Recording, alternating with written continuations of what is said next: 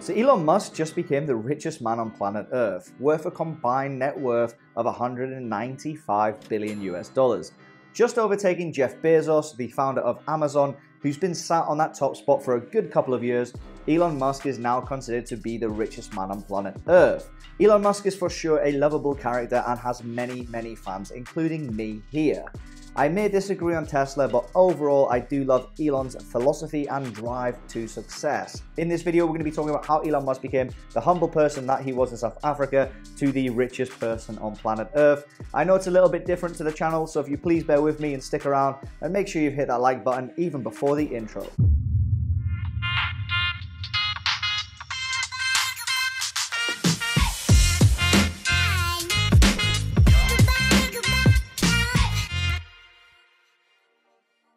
Now, just to clarify, if you are a returning subscriber here, you know that I am not a big fan of buying Tesla at this current price, or even half of the current price, and I still don't think you should buy Tesla, and a lot of people think that I am bashing Elon Musk as an individual. To clarify, I am not. I am a massive Elon Musk fan, and I love his humor and also his business drive. I'm a big fan of Spacex, and I think the Neuralink has unlimited potential, and we'll come on to that later in the video.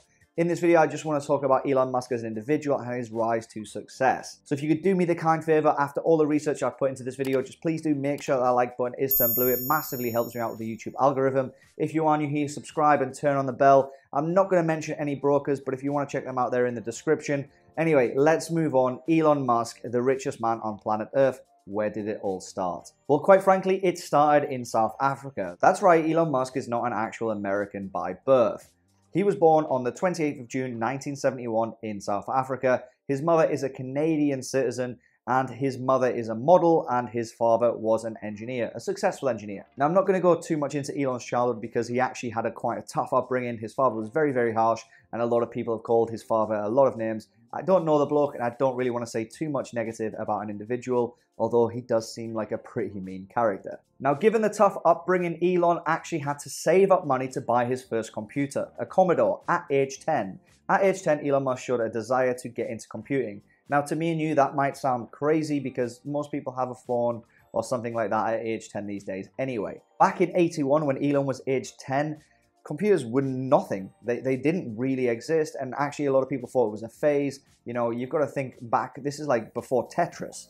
Computers were massively a thing that no one knew much about, but Elon showed a passion, saved up his money, and bought his first Commodore, and the passion paid off because this is the key point, in my opinion, where Elon became the starting road or starting step of where he is today.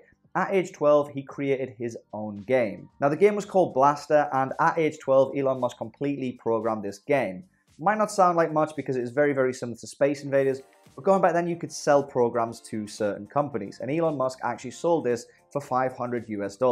Now, going back to the early 80s, $500 was A, a lot of money, and B, a hell of a lot of money to someone who was age 12, growing up in South Africa. Now, in my opinion, this triggered a fire flare in Elon's brain, realizing that there is a future in tech. And it only inspired him and helped moving on to what he is today, sending rockets literally into space. Now, if Elon was to continue his dream of becoming Elon Musk, then he had to move to America, especially Silicon Valley, and that was always his focus and dream. If you wanted to be anything in computing, Silicon Valley at the time and even today is still the place to do it. But at the age of 17, Elon Musk was actually required to do national service in the South African army. Now, at this time, Elon Musk and his family did not agree with the South African policies, so it was Elon's decision to actually immigrate to Canada. But bearing in mind his mother actually was a citizen of Canada, so it was quite easy to do. Elon Musk went there to study. In June of 1989, Elon Musk finally moved to Canada. With very little money and very few connections, Elon had to work small part-time jobs to help pay for his livelihood. He actually worked as a lumber mill and taken some odd jobs on farms before actually getting an office clerk job in a small bank in Ontario. In 1990, he moved to Kingston, Ontario, and he started at Queen's University a business and science degree. 2 years later, he graduates with business and science, and about this time, he read The Hitchhiker's Guide to the Galaxy. If you haven't seen the movie, it's definitely worth a watch if you're a sci-fi geek like myself, or even read the book. But in essence, the book is about some travelers in space who find this supercomputer that can answer any question. They ask it, what is the meaning of life? And it spits out the very sophisticated answer of 42. Now, it also comes on to say the problem with you, i.e. humans, is that you always want the answer without really understanding what the question is. This really hit Elon. In fact, he talks about it later in his life, saying that, you know, there is a lot more questions and there's more fun in finding the question than there is the actual answer, which is true. There is more questions in the universe than we have answers for, but this philosophy helped spur Elon Musk on even more. Now, what Elon Musk did know is future questions to be raised are tied up in 3 industries. The 3 industries being the internet, renewables, and of course, space travel. Now, this brings us on to Elon's first venture, Zip2, with his brother Kimball Musk. Now, the net was starting to become a thing in 1995, and Elon Musk and his brother decided, with little money that they have, to start their own company. And Zip2, the whole idea of it was basically to help newspapers and news agencies translate their current paper form into internet readable form. You know, in essence, that's how they were trying to make money. Now, at this point in their life, Elon Musk had very little money and massive student debt, and he couldn't afford an apartment or an office. So famously, he rented the cheapest office he could and slept on the sofa in there and used the gym for personal hygiene down the road. So Elon Musk, from day one, kept the focus, kept his vision, and decided that it's more important to try and change the world and impact the world with his business than it is to get a nice fancy apartment. And a lot of students would actually move into the world thinking, look, let's get a nice apartment and try and get a job. Elon Musk and his brother created Zip2, which later on paid dividends. Literal dividends. In 1999, the company had grew exponentially and had some great clients, including the New York Times and Chicago Post. Zip2 had then started providing web hosting services, software development, and various other products before it started to get attraction from other big companies who were looking to acquire this asset. CitySearch, a big company at the time, were interested in merging with Musk and his brother Kimball, but that actually didn't pay any fruits, and in the end, they actually sold the company to Compaq Computers, a company most people still know today. The brothers got $307 million in cash, yes, cash, and another $34 million in Compaq stock. So Elon Musk at this point is now rich and a 28-year-old multi-millionaire. Not long after, at age 28, Musk would form X.com, which we all know now as PayPal. Musk had the dream of founding the first ever online bank and immediately invested $10 million to start X.com. Later, they formed PayPal by merging with a company called Confinity and took on some business partners, which later Elon would have some issues with. But under the new name of PayPal in 2001, PayPal had sort of immediate success, rewarding people and customers for introducing new customers, which created mega growth. You could sort of call that one of the first online affiliate marketing companies. And it absolutely destroyed the system. And because of this, PayPal decided to sort of scrap the online banking system and focus on what was working, which was payment transfer systems between businesses and individuals, and that's where the growth mainly came from. But the company actually did very well before being sold to eBay for a massive $1.5 billion, and Elon Musk walks away with a nice cool $165 million in his back sky rocket. Now, before PayPal was sold, Elon Musk started his biggest corporation, in my opinion, the Space Exploration Technology Corporation. Not only the biggest in name, but that was now shortened to Spacex, that we all know and love. Now, with a lot of money, ambition, and also a passion for sci-fi, this company was bound for success, and I think that we have yet to see the most success from SpaceX. Now, given the fact that Elon Musk numerous times has quoted that the quicker we get off this planet and diversify our species on different planets, the better, because this Earth only has a certain amount of time before it expires and a mass extinction event happens. Maybe we're in one now, but that's a different story. Now, the goal of SpaceX was very simple: to send people and basic supplies to colonize Mars, the nearest planet to Earth. Now, in 2002, I remember reading this, to be honest, and thinking the same as everybody else in the media and doubting Musk. I'll hold my hand up, I was one of them at this time. An individual corporation moving into space is unheard of. It's NASA or nobody at this point in time in 2002.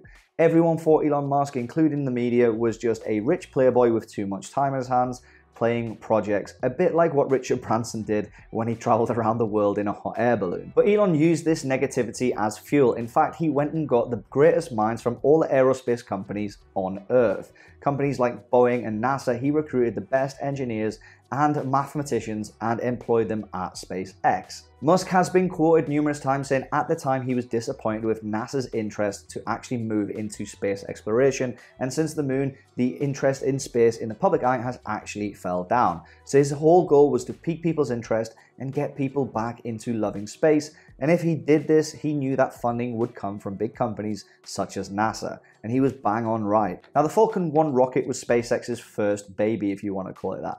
In 2005, it was expected to have its first launch and actually had a few failed attempts before the fourth time actually getting off the ground and getting into space. Now, after the first successful launch of the Falcon 1, NASA immediately seen the potential and invested a very cool $1.6 billion in contracts into SpaceX's program. Now, moving on to 2012, Falcon 9 actually becomes a history breaker by delivering supplies to the International Space Station, making it the first independent company that is non-government funded to do a successful space mission. Now, Elon Musk realized from a young age that if you can recycle and reuse products, it is much more beneficial and cost efficient, and that was the game with the Falcon rocket program. The Falcon 9 rocket actually in 2017 had a successful re-landing and had parts that were reusable, spurring this whole craze online into rocketry again, into space. I remember watching this happen thinking, wow, this, like, sci-fi is here, Star Wars is next. I remember watching it live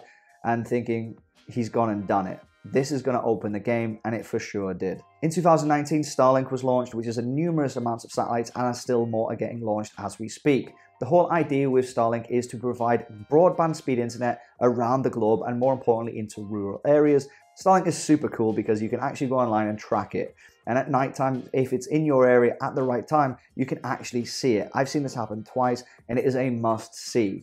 First time, not gonna lie, it actually brought a tear to my eye, but that's because I'm a sci-fi geek. Now, where Elon Musk made most of his money last year was in Tesla. It's no secret. Tesla is up like 700% year on year and growing, and more in fact. I think actually Tesla's up like 900% year on year from January 2020, which is crazy to think. But as I mentioned, Elon Musk is aware that resources on Earth are depleting and the only way is renewables and recycling. So he started a EV company called Tesla in 2003, named after the iconic inventor Nikola Tesla. But let's not talk about Nikola because that EV company was a complete scam. Now, the whole goal of Tesla was to make affordable cars that are made from electric and battery powered with potentially solar paneled roofs. In 2012, the Model S finally went into production with a starting price of a staggering $58,000 US. For sure not affordable. In April 2017, Tesla surpassed General Motors to become the most successful US car manufacturer in the whole of the United States, and soon to be the biggest in the world. In early 2019, Tesla announced the Model 3, which was much anticipated, but with a much more affordable price of $35,000 US. So Elon Musk for sure is bringing down the price of his Tesla cars. Also in March 2019, the Model Y was announced as well, which for sure did not negatively affect Tesla's stock price. Now there's the big argument, is Tesla a tech company or a car company? I'm not going to go into that in here. In August 2016, Tesla actually acquired a solar company. With an effort to promote sustainable renewable energy, Elon Musk did a deal for $2.6 billion US to solidify EVs and solar in one company. In an all-stock deal, Tesla acquired SolarCity, which ironically was a company he helped found with his cousins in 2006. Better business, maybe he just stayed a partner there and he could have just merged them. Maybe at a cheaper price, I don't know. Now, other companies of note are the Boring Company, which is not to do with yawning, like as in, I'm bored. It is to do with boring into the ground, and their whole goal is to help people transport underneath the grid and not cause traffic and, more importantly, pollution. It has actually a few contracts from Las Vegas, but that might be put on hold because of the current situation in the world. But Boring Company is for sure one to watch out as well. And another thing to watch out with Elon Musk is the Neuralink. If you don't know what that is, Elon Musk is a big believer that AI can help the human brain become much more intelligent and, more importantly, help with diseases such as Alzheimer's and memory loss. Now, if Neuralink does work, I think this will be massive for the company, but more importantly, massive for humankind, which is Elon Musk's goal all along. If you watch the Joe Rogan podcast, I strongly suggest you check out the 2 interviews with Elon Musk, especially the latest one, where he talks about you can actually maybe upload yourself to the computer after you die, making you sort of immortal. Crazy to think, and in fact, he actually said that might only be 5 years away. maybe not the uploading part, but there's going to be a lot of groundbreaking discoveries with Neuralink very, very soon. So it's no secret Elon Musk has his finger in a lot of pies and is doing a lot of good for humankind. He's worth 195 billion currently at the recording of this video, but 150 billion of it came last year alone, mostly from Tesla's inflated stock price. So I think Elon Musk will probably lose this front, maybe even lose top 10 at some point in the coming years, but hopefully he can reclaim it again when Neuralink is up properly, and more importantly, SpaceX is up and running properly. When it comes to evaluating net worth of somebody, a lot of people who win the top spot is purely down to stock holding. Like Jeff Bezos, who was the richest man because he owned Amazon stock, it was not because he had the cash in the bank. So realistically, when we say the richest man on earth, that is up for debate. So throughout many endeavors and many bits of heartache, Elon Musk has successfully become the richest man on earth. The biggest question, will he hold it? And for that question, I'd love to know your answers in the comments. How rich will Elon Musk get by the end of this year? Will he be richer than 200 billion US dollars? Will he be less than 100 billion? Let me know your thoughts in the comment section. Please do like this video, it helps me out a great deal. If you're new here, please do subscribe and turn on the bell. And if you want more reviews of individuals, I have been thinking about doing one on Jeff Bezos. Again, let me know down in the comments. Check out the description if you want to check out Patreon or the chat room. I'll see you very soon. Be very safe. Take care. Peace.